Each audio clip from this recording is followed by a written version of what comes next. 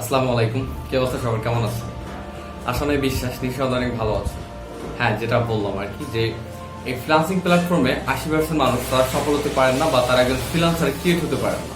তার রিজন একটাই, এখানে মানুষ আসে মূলত মানে 100%-এর ভিতরে 80% মানুষ এখানে আসে যে আসবো, মাসে লাখ লাখ টাকা কামাবো। হ্যাঁ, এ কামাইতেছে 10 লাখ, এ কামাইতেছে 20 লাখ, আমি কেন পারবো না? সে আসে এই মোটিভটা নিয়ে যে আমি 15 লাখ 20 লাখ আমিও কামাবো।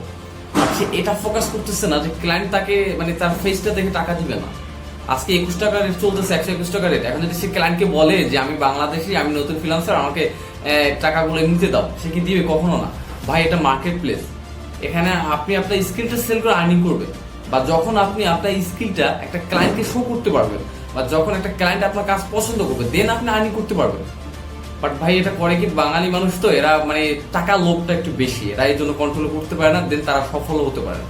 ভাই আমি বলবো যারা এইরকম টাকা লোভ নিয়ে এখানে আসে, আমি বলবো তাদের জন্য ফ্রিল্যান্সিং না। দ্যাটস ওয়াই এর জন্যই হচ্ছে 80% মানুষ ফ্রিল্যান্সিং করতে পারে না। বাট হ্যাঁ, 20% লোক যারা এখানে আছে 100-এর ভিতরে, তারা আসে স্কিলের দিকে ফোকাস করতে, বা স্কিলটাকে ডেভেলপ করতে, যে আমার যে স্কিলটা আছে সেটাকে আমি ডেভেলপ করে আমি আর্নিং করবো।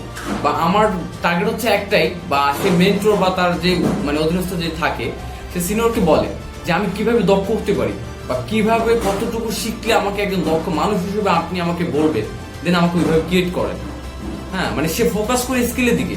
বাট নর্মাল একটা মানুষ সে দেখে যে একজন রাজমিস্ত্রি 10 লাখ টাকা কামাইতেছে, একটা 7 বছরের ছেলে 5 লাখ টাকা কামাইতেছে, আমিও টাকা কামাবো। ভাই হ্যাঁ, পারবেন আপনি, হয় না, পসিবল। বাট হচ্ছে আপনাকে স্কিলটা ডেভেলপ করতে হবে।